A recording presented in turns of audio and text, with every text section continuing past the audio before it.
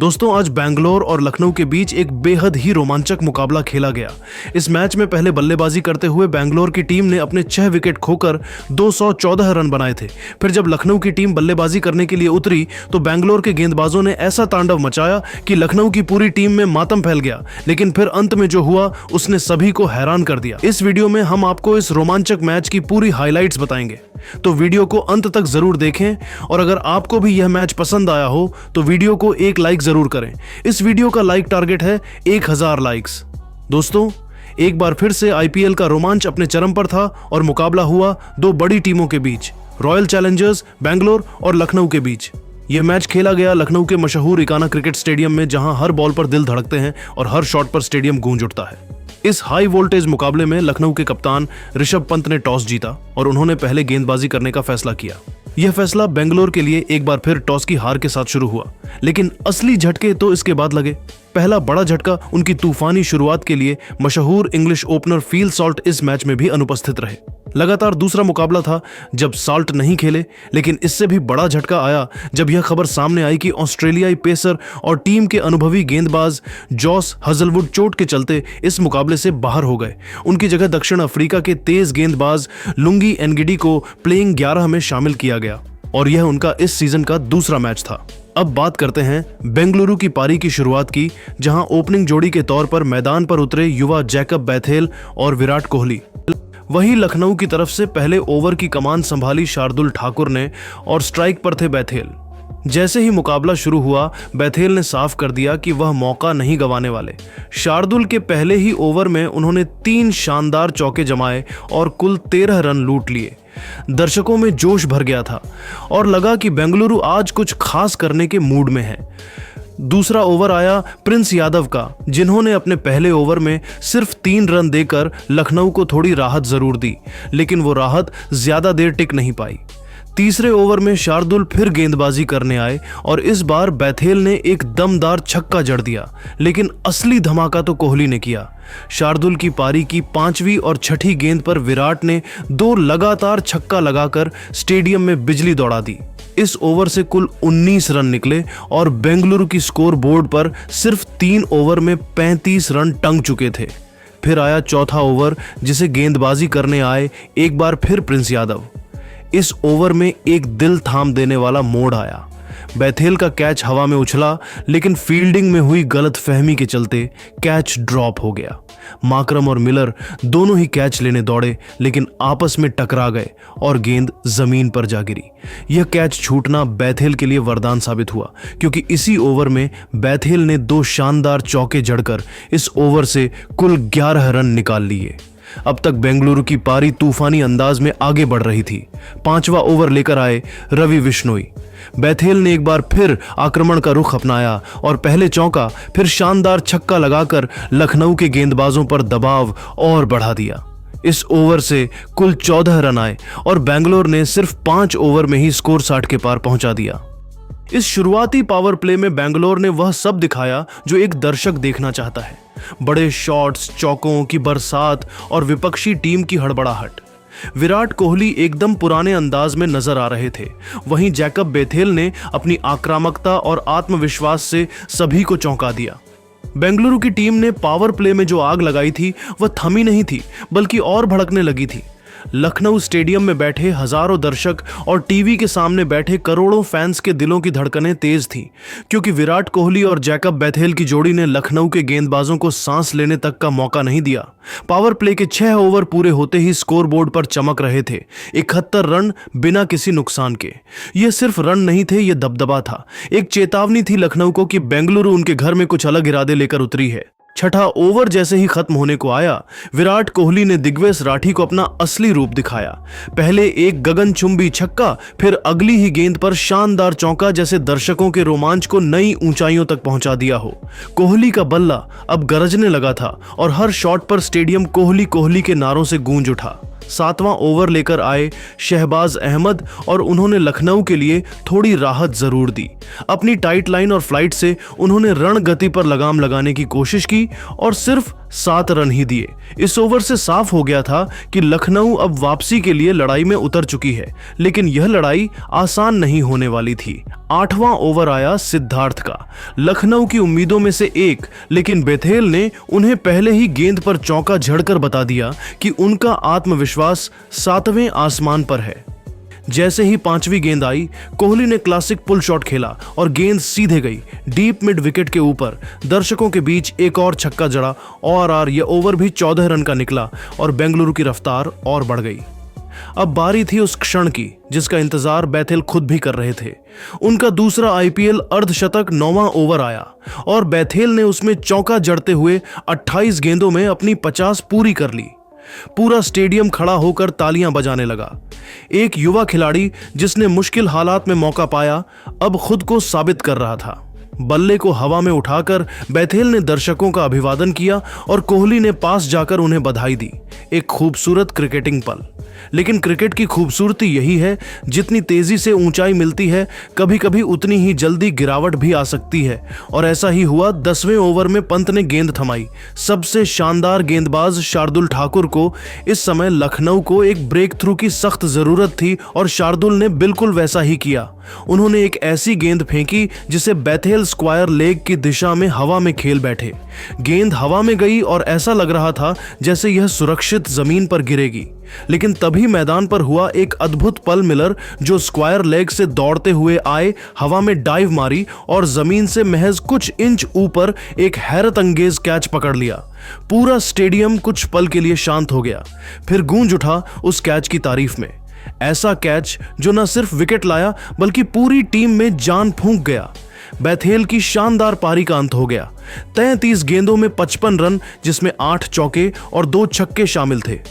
उन्होंने अपनी इस पारी से यह साफ कर दिया कि वह बड़े मंच के खिलाड़ी हैं और भविष्य में बेंगलुरु के लिए एक बड़ी उम्मीद बन सकते हैं। शार्दुल का यह ओवर सिर्फ विकेट ही नहीं लाया बल्कि रणगति पर भी ब्रेक लगाया। उन्होंने अपने इस ओवर में सिर्फ 3 रन दिए और बेंगलुरु को पहली बार ऐसा लगा कि लखनऊ ने जवाबी हमला शुरू कर दिया है। 10 ओवर के बाद बेंगलोर का स्कोर था 97 रन पर 1 विकेट, एक बेहद मजबूत स्थिति। लेकिन अब लखनऊ के गेंदबाजों को थोड़ी सांस जरूर मिली थी और यही वह मोड़ होता है जहां से मैच की कहानी बदल सकती है। जैसे ही जैकब बेथेल की शानदार पारी का अंत हुआ, स्टेडियम में कुछ पल के लिए सन्नाटा सा छा गया। लेकिन आरसीबी का इरादा साफ था, आक्रामक बल्लेबाजी जारी रहेगी। क्रीज पर अगली एंट्री हुई युवा और प्रतिभाशाली देवदत्त पडिक्कल की। लखनऊ को राहत तो मिली थी, लेकिन विराट कोहली अभी भी क्रीज पर डटे थे और उनका बल्ला लावा बनकर बह रहा था। 11वां ओवर लेकर आए रवि बिश्नोई। सामने थे विराट कोहली और इस मुकाबले में वह किसी भी गेंदबाज को बख्शने के मूड में नहीं थे। पहले गेंद पर थोड़ा जमने के बाद कोहली ने बिश्नोई पर हमला बोल दिया। एक गगनचुंबी मिड विकेट की दिशा में छक्का, फिर लगातार 2 चौके, एक कवर ड्राइव, दूसरा स्क्वायर कट। मानो कोहली ने अपनी क्लास और ताकत का मिला जुला नमूना पेश कर दिया हो। और इसी ओवर में उन्होंने इस सीजन का 8वां अर्धशतक भी पूरा कर लिया, वो भी महज 29 गेंदों में। स्टेडियम कोहली कोहली की गूंज से थर्राने लगा। कोहली की आंखों में आत्मविश्वास चमक रहा था और लखनऊ के गेंदबाजों के माथे पर चिंता की लकीरें साफ दिख रही थीं। इस ओवर से कुल 17 रन आए और आरसीबी की रन गति एक बार फिर रफ्तार पकड़ चुकी थी। लेकिन क्रिकेट की खूबसूरती इसी में है, कब किसका पलड़ा भारी हो जाए कहना मुश्किल। 12वां ओवर लेकर आए प्रिंस और प्रिंस ने वही किया जो प्रिंस को चाहिए था, विराट कोहली का विकेट। प्रिंस ने थोड़ी सी ऑफ स्टंप के बाहर गेंद डाली जो उछाल ले रही थी। कोहली ने सोचा कि एक बार फिर फील्डर के ऊपर से बाउंड्री निकाली जाए। उन्होंने अपर कट खेलने की कोशिश की, लेकिन गेंद उनके बल्ले के ठीक बीच में नहीं आई। नतीजा, गेंद सीधी गई बैकवर्ड पॉइंट पर खड़े फील्डर के हाथों में। विराट कोहली आउट हो गए। पूरा स्टेडियम कुछ पल के लिए स्तब्ध रह गया। कोहली ने 33 गेंदों में 62 रन बनाए, जिसमें 5 चौके और 5 शामिल थे। यह एक कप्तानी भरी प्रेरणादायक पारी थी जिसने टीम को मजबूत मंच दिया। लेकिन अब लखनऊ को वापसी का रास्ता मिल गया था। कोहली के आउट होते ही मैदान पर आए कप्तान रजत पाटीदार। अब क्रीज पर थे 2 नए बल्लेबाज पडिक्कल और पाटीदार, और यहीं से लखनऊ ने अपने स्पिनर्स से शिकंजा कसना शुरू किया। 13वां ओवर लेकर आए रवि बिश्नोई। पहली ही गेंद पर पाटीदार ने ऑफ साइड की दिशा में शानदार चौका जड़कर शुरुआत की, लेकिन इसके बाद रवि बिश्नोई ने अपनी गुगली और फ्लाइट से पाटीदार को बांध कर रख दिया। अगली 4 गेंदों पर सिर्फ 2 रन ही आए।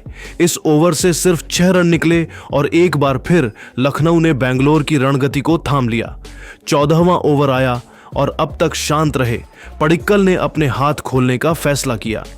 दिग्वेश राठी को उन्होंने पहले मिड ऑन ऑफ के ऊपर से शानदार चौका जड़ा, फिर अगली ही गेंद पर लॉन्ग ऑन के ऊपर से एक दमदार छक्का लगा दिया। यह वह पडिक्कल थे जिन्हें आरसीबी ने ग्रूमिंग के बाद दोबारा टीम में लाया था और अब वह उस भरोसे पर खरा उतरने की कोशिश कर रहे थे। इस ओवर से कुछ राहत मिली और आरसीबी ने फिर से मोमेंटम हासिल करने की कोशिश की, लेकिन लखनऊ ने हौसला नहीं छोड़ा। 15वां ओवर फिर लेकर आए शार्दुल और उन्होंने एक बार फिर दिखाया कि उन्हें क्यों इतना कुशल माना जाता है।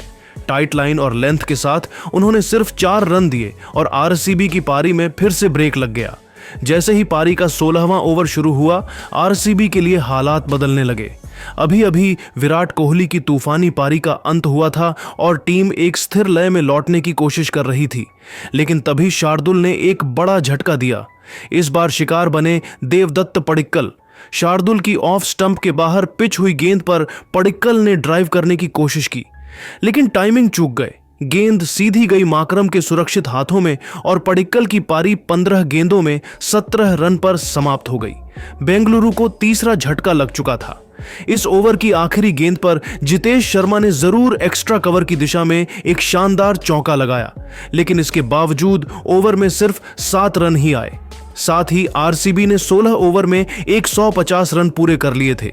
अब लखनऊ ने कसी हुई गेंदबाजी से पारी पर ब्रेक लगाना शुरू कर दिया था। 17वां ओवर लेकर आए प्रिस और एक बार फिर उन्होंने विकेट निकालकर लखनऊ की वापसी की राह खोली। जितेश शर्मा, जो पहले ओवर में चौका जड़ चुके थे, इस बार एक गुगली पर पुल मारने की कोशिश में चूक गए। गेंद बल्ले के निचले हिस्से से टकराई और ऊपर चली गई। लॉन्ग ऑन से आयुष बड़ोनी दौड़ते हुए आए कैच लिया और खुद को बाउंड्री से बचाने के लिए गेंद माकरम को पास कर दी। जितेश सिर्फ 7 रन बनाकर लौटे और आरसीबी का चौथा विकेट गिर गया। इस ओवर से सिर्फ 3 रन आए। लखनऊ इस समय पूरी तरह खेल में लौट आई थी। अगले ओवर में रवि एक बार फिर कहर बनकर टूटे। इस बार आरसीबी के कप्तान रजत पाटीदार उनके शिकार बने। पाटीदार पूरी पारी में लय नहीं पकड़ सके थे और सिर्फ 15 गेंदों में 11 रन ही बना सके। इस ओवर की एक गेंद थोड़ी बाहर की ओर रखी गई थी। पाटीदार ने ऑफ साइड में ड्राइव करने की कोशिश की, लेकिन शॉट फ्लैट गया और सीधा मिड ऑन ऑफ पर आयुष के हाथों में समा गया। बेंगलुरु को लगा 5वां झटका और इस ओवर में भी महज 5 रन आए। स्कोर था 18 ओवर में 159 रन पर 5 विकेट। 200 का स्कोर अब असंभव जैसा लगने लगा था, लेकिन फिर मैदान पर आए रोमारियो शेफर्ड और उन्होंने तूफान लाकर खेल का रुख ही पलट दिया। 19वां ओवर लेकर आए दिग्वेश और यहीं से आरसीबी की पारी को जैसे रॉकेट लग गया। शेफर्ड ने पहले ही गेंद पर एक दमदार जड़ा, मिड विकेट के ऊपर से एक हाथ से, फिर दूसरा, इस बार लॉन्ग ऑफ के ऊपर से, तीसरी गेंद पर चौका और चौथी पर फिर से एक और। अब दिग्वेश पूरी तरह बिखर चुके थे। 5वीं गेंद नो बॉल निकली और उस पर भी गया। इस बार पॉइंट के ऊपर से फ्री हिट पर यॉर्कर डालने की कोशिश की गई, लेकिन वो भी बच नहीं सका। आखिरी गेंद पर भी चौका लगा और इस तरह दिग्वेश के ओवर से 33 रन निकले। ये इस सीजन का सबसे महंगा ओवर साबित हुआ और दिग्वेश का स्पेल इतिहास में दर्ज हो गया। 3 ओवर 65 रन, कोई विकेट नहीं। 20वां ओवर फेंकने आए शार्दुल, जो पहले 2 विकेट ले चुके थे और काफी प्रभावशाली थे, लेकिन शेफर्ड की आंधी के आगे वह भी उड़ गए। पहली गेंद पर टीम डेविड ने सिंगल लिया, फिर शुरू हुआ फिर से शेफर्ड का प्रहार। दूसरी गेंद पर चौका, धीमी गेंद को मिड विकेट की ओर घसीटकर। तीसरी गेंद पर डॉट जरूर पड़ा, लेकिन चौथी गेंद पर फिर चौका और 5वीं और 6ठी गेंद पर लगातार 2 शेफर्ड ने इस ओवर में कुल 21 रन बटोर लिए और सिर्फ 14 गेंदों में अपना अर्धशतक पूरा कर लिया। यह आरसीबी के इतिहास का सबसे तेज अर्धशतक था और इस पूरे सीजन का भी सबसे तेज फिस्टी। 20 ओवर के बाद बेंगलुरु का स्कोर था 5 विकेट पर 213 रन। रोमारियो शेफर्ड 14 गेंदों में 53 रन बनाकर नाबाद लौटे। जिसमें 4 चौके और 5 शामिल थे। जहां एक समय 200 रन भी मुश्किल लग रहे थे, वहां आरसीबी ने आखिरी 2 ओवरों में 54 रन जोड़कर तूफानी अंदाज में पारी का समापन किया। बेंगलुरु की धमाकेदार बल्लेबाजी के बाद अब बारी थी लखनऊ के पलटवार की। लक्ष्य था 214 रन का, काफी बड़ा, लेकिन टी20 क्रिकेट में कुछ भी नामुमकिन नहीं। इस बड़े से लक्ष्य का पीछा करने उतरी लखनऊ की टीम लखनऊ की तरफ से ओपनिंग की शुरुआत करने के लिए मैदान पर मिचेल मार्श के साथ माकरम की खतरनाक जोड़ी आई। वहीं रॉयल चैलेंजर बैंगलोर की तरफ से पहला ओवर हाजलेवुड शानदार गेंदबाजी का नजारा दिखा रहे थे, लेकिन चौथी ही गेंद पर माकरम ने शानदार चौका जड़का टीम का खाता खोला और स्कोर को आगे बढ़ाया। इसके बाद भी वह रुके नहीं, 5वीं गेंद को भी चौके में तब्दील कर इस ओवर से 12 रन बटोर लिए और अपनी टीम को लाजवाब शुरुआत दिलाई। दोनों ही खिलाड़ी आक्रामक अंदाज में नजर आ रहे थे, अपनी टीम के स्कोर को तेजी से आगे बढ़ाने की पूरी कोशिश में जुटे हुए थे, क्योंकि बेंगलुरु की टीम ने पहाड़ जैसा लक्ष्य खड़ा किया था। वही बेंगलुरु की तरफ से दूसरा ओवर लेकर आए स्विंग के जादूगर भुवनेश्वर कुमार ने इस ओवर में उन्होंने केवल 3 रन खर्च किए, खतरनाक गेंदबाजी का नजारा दिखाए, बल्लेबाजों को पूरी तरह से जकड़ कर रखा। 2 ओवर में लखनऊ का स्कोर केवल 15 रन बन पाया। तीसरे ओवर में विकेट की तलाश में गेंदबाजी करने के लिए एक बार फिर बैंगलोर की तरफ से जोश हाजलेवुड आ गए और इस बार उन्होंने दूसरी ही गेंद पर मिचेल मार्श को पवेलियन का रास्ता दिखाकर अपनी टीम को 16 रनों के स्कोर पर पहली सफलता दिला दी। मिचेल मार्श अपनी टीम के लिए केवल 4 रन बनाकर पवेलियन लौट गए, लेकिन माकरम अभी भी मैदान पर टिके हुए थे। उनके साथ देने के लिए अब निकोलस पूरन आ चुके थे। 3 ओवर में लखनऊ का स्कोर केवल 18 रन बन पाया। चौथे ओवर में गेंदबाजी करने आए एक बार फिर भुवनेश्वर कुमार। इस बार इनका स्वागत माकरम ने पहली ही गेंद पर शानदार चौका लगाकर किया। फिर 5वीं गेंद को भी चौके में तब्दील कर इस ओवर से 12 रन बटोर लिए और अपनी टीम को 4 ओवर में 30 रनों तक पहुंचा दिया। लखनऊ की टीम धीरे धीरे मैच में वापसी करती हुई नजर आ रही थी। भले ही विकेट गिर चुके थे, लेकिन स्कोर को बढ़ाने की पूरी कोशिश कर रहे थे।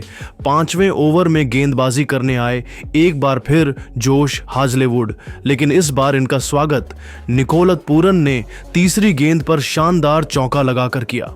वहीं अंतिम गेंद पर माकरम ने चौका जड़कर इस ओवर से 12 रन बटोर लिए और अपनी टीम को 5 ओवर में 42 रनों तक पहुंचा दिया। लेकिन उसके बाद बेंगलुरु की तरफ से बॉलिंग स्पेल में सबसे बड़ा बदलाव पावर प्ले के अंतिम ओवर में देखने को मिला और इस बार गेंदबाजी करने आए यश दयाल ने दूसरी ही गेंद पर पूरन को पवेलियन का रास्ता दिखा दिया और अपनी टीम को बड़ी सफलता दिला दी। पावर प्ले के 6 ओवर में लखनऊ का स्कोर बस 46 रन बन पाया। पावर प्ले के बाद 7वें ओवर में एक बार फिर बेंगलुरु की तरफ से गेंदबाजी में सबसे बड़ा बदलाव दिखा और इस बार फिरकी के जादूगर कुणाल पांड्या को बुलाया। कुणाल पांड्या ने अपने ओवर में बल्लेबाजों को पूरी तरह से जकड़ कर रखा, एक एक रनों के लिए तरसा दिया। लखनऊ के स्कोर में कंजूसी आने लगी। वहीं बेंगलुरु की टीम मैच में वापसी करती हुई नजर आने लगी। इस ओवर में कुणाल पांड्या ने केवल 5 रन खर्च किए। 7 ओवर में लखनऊ का स्कोर बस 51 रन बन पाया। बेंगलुरु की टीम ने 8वीं ओवर में गेंदबाजी करने के लिए सूर्य शर्मा को बुलाया और उन्होंने चौथी गेंद पर ऋषभ पंत को पवेलियन का रास्ता दिखाकर लखनऊ की कमर तोड़ दी। ऋषभ पंत अपनी टीम के लिए 9 गेंद पर केवल 3 रन बनाकर पवेलियन लौट गए, लेकिन माकरम अभी भी मैदान पर टिके हुए थे। उनका साथ देने के लिए आयुष बड़ोनी आ चुके थे। 9वें ओवर में गेंदबाजी करने आए विकेट की तलाश में एक बार फिर यश दयाल, लेकिन 5वीं गेंद पर आयुष बड़ोनी ने शानदार चौका लगाकर अपनी टीम को 9 ओवर में 63 रनों तक पहुंचा दिया। बेंगलोर की टीम मैच में पूरी तरह से हावी हो चुकी थी। वहीं लखनऊ के हाथ से यह मुकाबला फिसलता हुआ नजर आ रहा था। 10वें ओवर में गेंदबाजी करने आए एक बार फिर कुणाल पांड्या। 5वीं गेंद पर माकरम ने शानदार छक्का लगाया और टीम के स्कोर को रॉकेट की रफ्तार की तरह आगे बढ़ाया। इसके बाद अंतिम गेंद पर भी शानदार छक्का जड़ दिया और अपने टीम को 10 ओवर में 76 रनों तक पहुंचा दिया। लखनऊ को अभी भी यह मुकाबला जीतने के लिए काफी रनों की जरूरत थी। बेंगलुरु मैच में पूरी तरह से हावी थी। 11वें ओवर लेकर आए विकेट की तलाश में भुवनेश्वर कुमार, मगर तीसरी ही गेंद पर माकरम ने 3 रन दौड़कर अपना अर्धशतक पूरा कर लिया और फिर आयुष बड़ोनी ने तूफान मचा दिया। आयुष बड़ोनी ने चौथी गेंद को चौके में तब्दील किया और फिर 5वीं गेंद पर भी चौका जड़कर इस ओवर से 16 रन बटोर लिए और अपनी टीम को 11 ओवर में ही 92 रनों तक 3 विकेट पर पहुंचा दिया। लखनऊ की टीम भी मैच में तगड़ा पलटवार करती हुई नजर आ रही थी और धीरे धीरे वापसी करने की पूरी कोशिश कर रही थी। रॉयल चैलेंजर बैंगलोर की तरफ से 12वें ओवर में गेंदबाजी करने आए एक बार फिर कुणाल पांड्या, लेकिन इस बार इनका स्वागत तीसरी गेंद पर माकरम ने खतरनाक छक्का लगाकर किया, लेकिन उसके बाद उन्होंने शानदार गेंदबाजी की। इस ओवर में केवल 13 रन खर्च किए। लखनऊ का स्कोर 12 ओवर में 105 रनों तक बन गया। विकेट की तलाश में बैंगलोर की तरफ से 13वां ओवर लेकर आए सुयश शर्मा। इस ओवर में शानदार गेंदबाजी की बल्लेबाजों को खूब परेशान किया और इस ओवर में केवल 6 रन खर्च किए।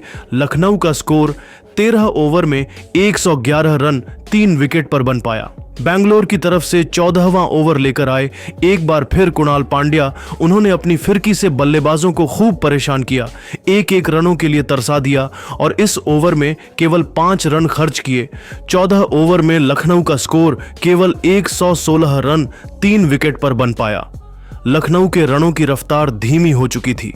कछुए की रफ्तार की तरह स्कोर आगे बढ़ रहा था। मुकाबले में बेंगलुरु की टीम पूरी तरह से हावी थी। रॉयल चैलेंजर बेंगलोर के गेंदबाजों को लगातार विकेट की तलाश थी। 15वें ओवर में गेंदबाजी करने आए लुंगी एंग्रीडी।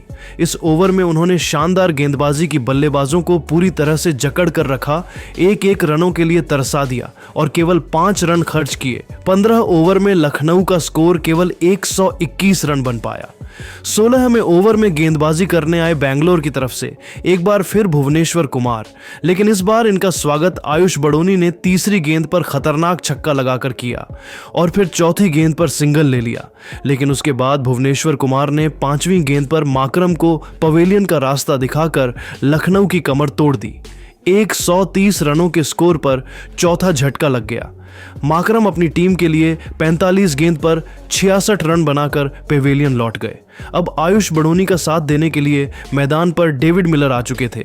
इन दोनों खिलाड़ियों के कंधों पर टीम की पूरी जिम्मेदारी टिकी हुई थी। 16 ओवर में लखनऊ का स्कोर केवल 131 रन बन पाया। बैंगलोर की तरफ से 17वें ओवर में गेंदबाजी करने आए एक बार फिर जोश हाजलेवुड, लेकिन इस बार इनका स्वागत आयुष बड़ोनी ने शानदार चौका लगाकर किया और अपने अर्धशतक की तरफ बढ़ गए। लखनऊ के लिए अंतिम उम्मीद बनकर आयुष बड़ोनी अकेले मैदान पर टिके हुए थे और टीम के स्कोर को आगे बढ़ा रहे थे। हर किसी की निगाहें आयुष बड़ोनी पर टिकी हुई थी, लेकिन उसके बाद जोश हाजलेवुड ने ज्यादा रन नहीं खर्च किया, केवल 8 रन दिए। 17 ओवर में लखनऊ का स्कोर केवल 139 रन बन पाया।